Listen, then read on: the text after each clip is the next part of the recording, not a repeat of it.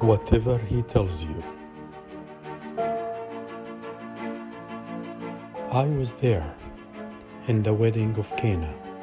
I am one of the servants, and today we were supposed to have a wedding celebration. It should have been an amazing and festive event, but things did not go in the direction my master desired. The day started with embarrassment and grief, but to my surprise, ended with entertainment and increased beliefs. I saw the bridegroom pacing back and forth, very excited. Unfortunately, his joy will be short-lived. Guests and even the master of the banquet arrived, but I had to tell the groom there is no more wine. An unexpected utter disaster that had no immediate solution. How humiliating and embarrassing to the bridegroom and his family. Then I saw this very beautiful, calm lady by the name of Mary. Others called her Mother of Jesus. Somehow, she noticed and appreciated the problem. Although I was never told if she was related to the groom's family, nevertheless, she seemed very concerned for those who are in tribulation. I saw her going to her son Jesus. He was surrounded by few friends. I was told they are called his disciples. I never saw a man like this one.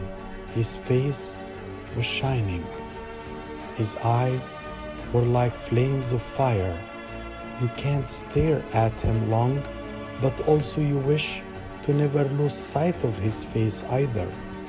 And his voice, when he spoke, it was like the sound of many waters.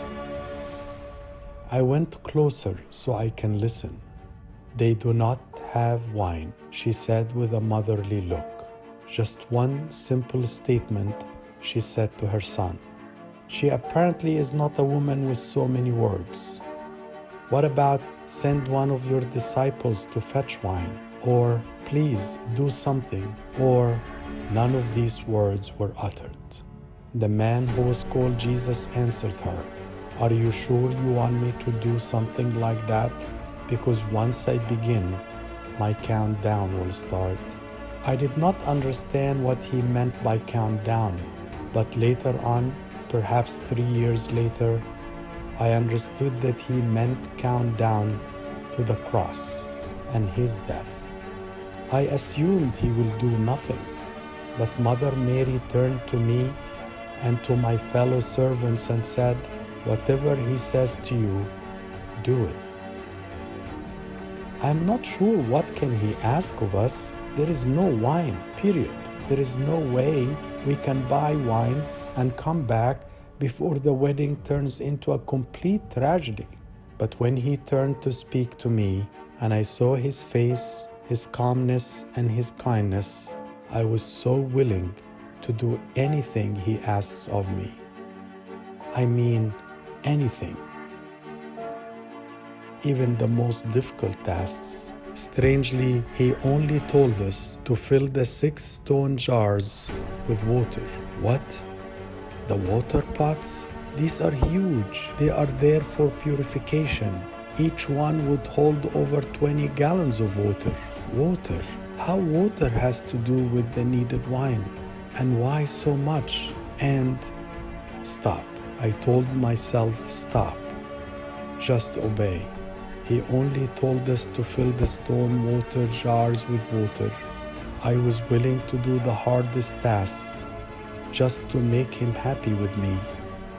Am I going to question why, how, and what? I started on the task of bringing water to fill my jar.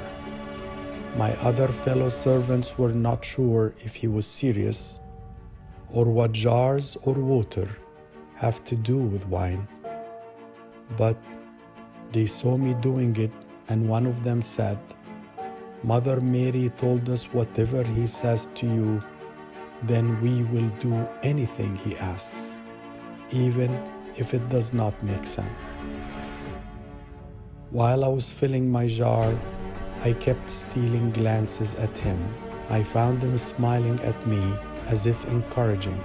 I worked harder and faster. After all, I want to please him. I told my fellow servants, "Let us fill all the jars to the brim." While I was saying it, it sounded strange. Why would I fill my jar to the brim? But I answered my own query and told my friends, filling water is an easy task for us. That's all what we know or can do. Remember, she told us, whatever he says to you, do it.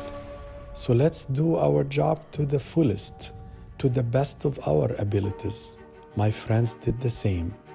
They filled their jars to the brim. I rushed back to Jesus. "Master, we did what you asked. We filled the water pots to the brim." He smiled encouragingly and he said what I was sure I misheard. "Go now, draw out, give to the guests, and start with the master of the feast." The groom was near me and he heard it too. He looked as if he was going to faint. If we were going to give water to the guests, and especially the master of the banquet, what would he do or say? I went back to the jars, and where my friends stood by, "What did he say?" they asked. "Go ahead and draw out and give to the guests." My heart was beating. I was very nervous, but nonetheless, I drew with my pitcher the water from the jar and went on shaking feet to the master of the banquet.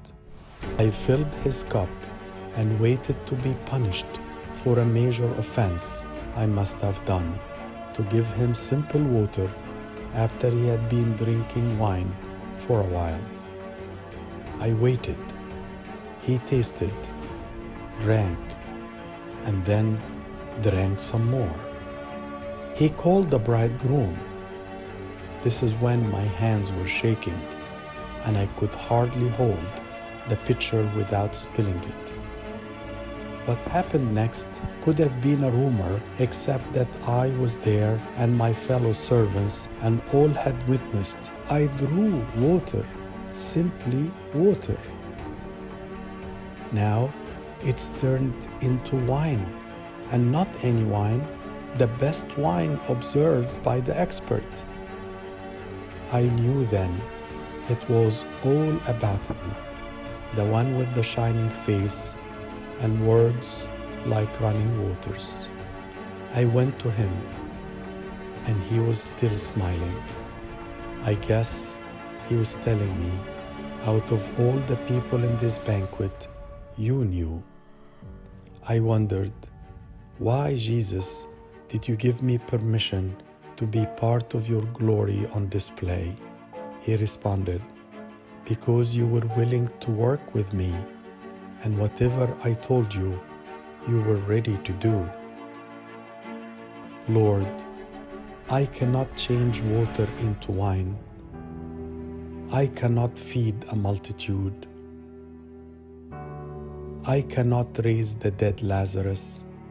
I cannot open the eyes of a blind man.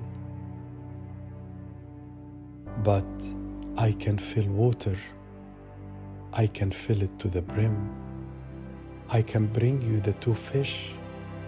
I can also remove a stone from the grave. I can bring you the blind man closer.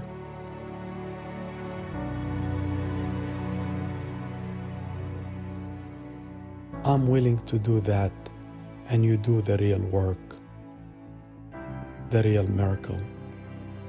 Lord, my job is only filling water, but I am willing to fill it to the brim. I am willing to give you my brokenness in exchange for your healing. I'm willing to give you my pride in exchange for your mercies. I'm willing to give you my tasteless, boring life. I'm willing to give you every avenue of all my cares and anxieties and doubts.